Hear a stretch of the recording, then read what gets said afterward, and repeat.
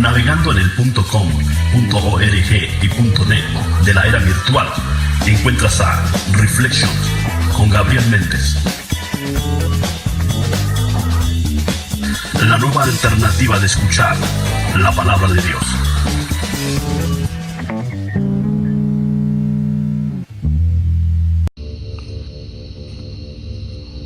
Ruth y Noemí recorren a pie un camino que atraviesa las llanuras de Moab. Ahora están a solas, sus siluetas apenas se distinguen en el inmenso paisaje azotado por el viento.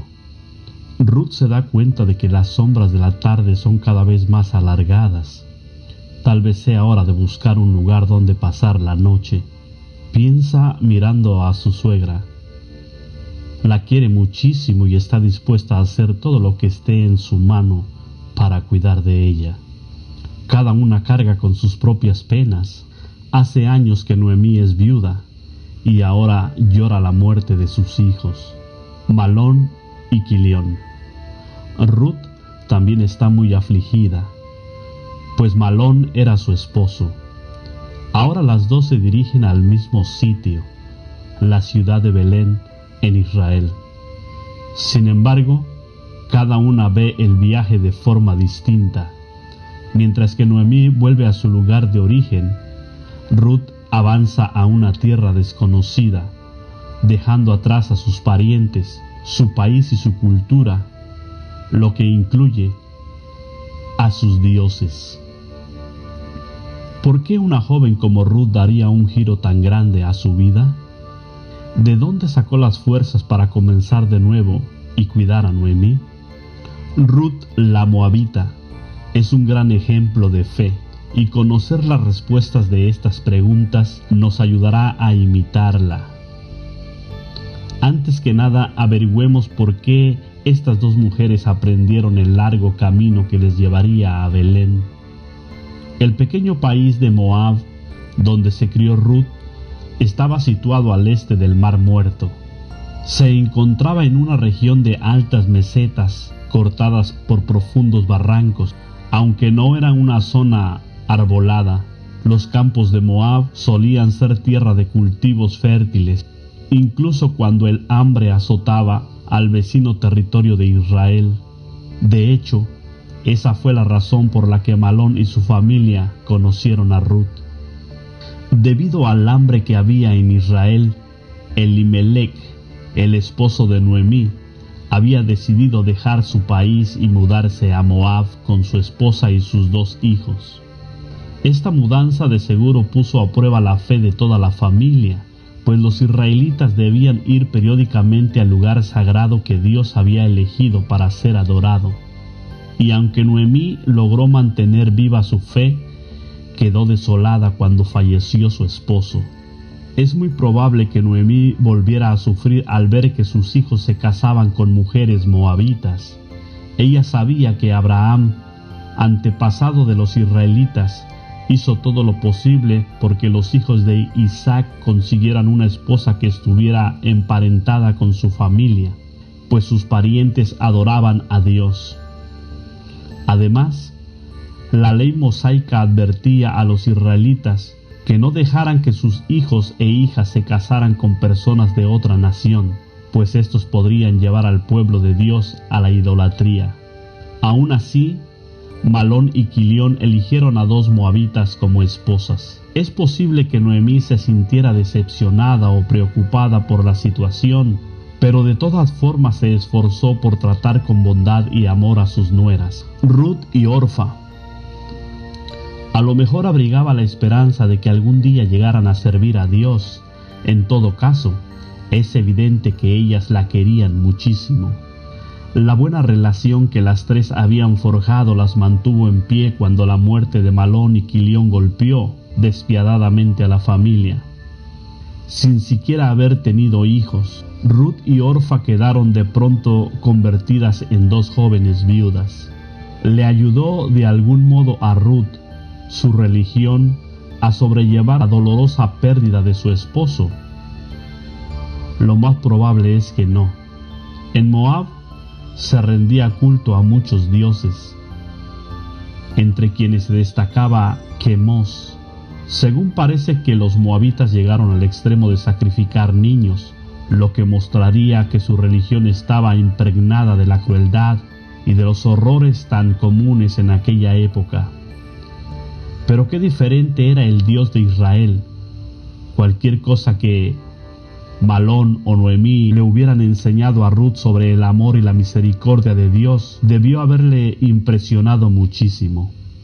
Dios no quería que sus siervos le obedecieran por miedo, sino por amor. Tras una pérdida tan devastadora, es probable que Ruth se acercara más a Noemí. Podemos imaginarla escuchando a su suegra hablándole de Dios Todopoderoso, de sus magníficas obras y de cómo cuida a su pueblo con ternura y compasión. Noemí mantenía pendiente de cómo iban las cosas en su país. Un buen día, tal vez de boca del mercader, oyó que ya no había hambre en Israel, porque Dios había acudido en ayuda de su pueblo. Belén volvía a hacer honor a su nombre, que significa casa de pan. Así que Noemí decidió regresar a su antiguo hogar. ¿Qué harían Ruth y Orfa? La terrible experiencia que vivieron les había unido muchísimo a su suegra. Parece que a Ruth en particular le atraía mucho la bondad de Noemí y de su gran fe en Dios. Fue así que, finalmente, las tres viudas partieron juntas con destino a Judá. Cuántas valiosas lecciones nos enseña el fragmento del relato de Ruth. Veremos, por ejemplo, que las desgracias afectan a todo el mundo, tanto a los buenos como a los malos. También encierra otra valiosa lección.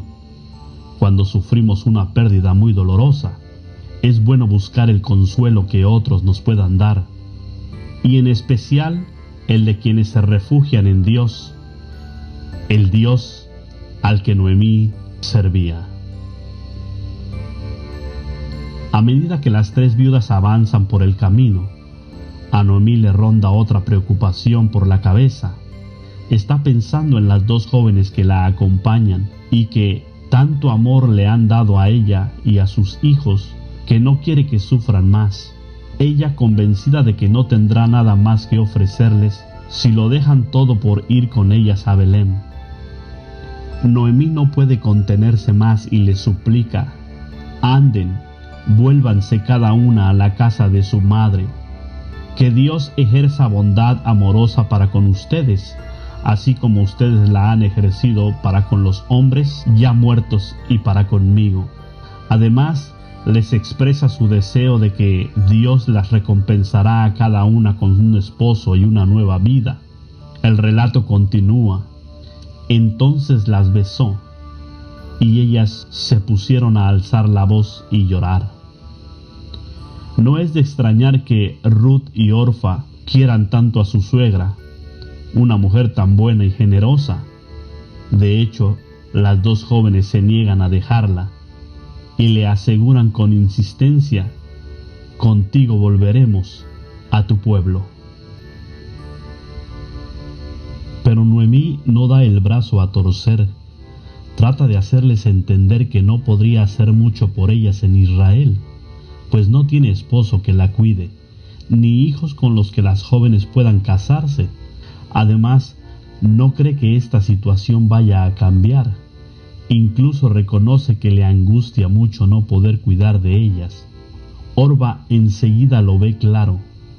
Le conviene quedarse en Moab, donde la espera su madre y sus demás parientes. En términos prácticos, esta parece ser la mejor opción, así que, con mucha tristeza, besa a su suegra y da media vuelta. ¿Y a Ruth la convencen los argumentos de Noemí? De ninguna manera. El relato indica que Ruth se queda con ella. Quizás Noemí ya ha reemprendido la marcha, pero cuando ve que Ruth le está siguiendo, trata de convencerla diciendo que Orfa se ha vuelto a su pueblo y a sus dioses, y le suplica que se vaya con ella. Las palabras de Noemí nos revelan un detalle muy importante. Orfa no solo volvía a su pueblo, sino también a sus dioses. ¿No le molestaba seguir adorando a Quemos y a otras deidades falsas? ¿Veía Ruth las cosas de la misma manera? El corazón de Ruth rebosa de amor por Noemí y por su Dios, así que no tiene ni la más mínima duda de qué quiere hacer.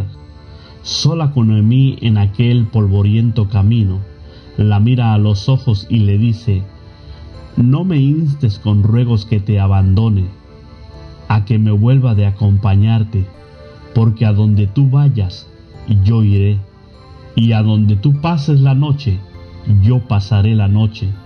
Tu pueblo será mi pueblo, y tu Dios será mi Dios. Donde mueras tú, yo moriré, y ahí es donde seré enterrada. Que Dios me haga, y así me añada a ello, si cosa alguna, aparte de la muerte, hiciera una separación entre tú y yo». Qué palabras tan memorables. Tanto es así que siguen recordándose hoy día, unos 3000 años después de que Ruth las pronunciara. Resaltan una hermosa cualidad: el amor leal. El amor que Ruth siente por Noemí es tan grande, leal e inquebrantable, que está decidida a nunca apartarse de su lado. No importa a dónde vaya, solo la muerte podría separarlas. Ruth está lista para formar parte del pueblo de Noemí y dejar atrás todo lo que conoce en Moab, incluidos sus dioses. A diferencia de Orfa, ella desea de corazón servir al Dios de Noemí, el Dios Todopoderoso. De modo que ambas retoman el largo camino que las conduciría a Belén. Según cierto cálculo, el viaje bien pudo tomarles una semana, pero seguro que recorrer ese trayecto juntas les hace las penas más llevaderas. Hoy día vivimos rodeados de dolor y sufrimiento, como dice la Biblia. Estos son tiempos críticos, difíciles de manejar, en las que afrontamos todo tipo de desgracias. Por eso es más necesario que nunca mostrar el amor leal, tal como lo hizo Ruth. ¿En qué consiste esta sobresaliente virtud? Se trata de una fuerza que nos impulsa a hacer el bien a pesar de vivir en un mundo lleno de maldad. Quien la manifiesta es leal al objetivo de su amor y no lo abandona pase lo que pase. Es una cualidad imprescindible en el matrimonio, en la familia, en las amistades y en la congregación cristiana. Si cultivamos este tipo de amor, estaremos imitando el magnífico ejemplo de Ruth. Una cosa es decir uno siente amor leal por alguien, y otra muy distinta es demostrarlo. En el caso de Ruth, ella probó con hechos el amor leal e inquebrantable que sentía por Noemí y por Dios, el Dios que había elegido.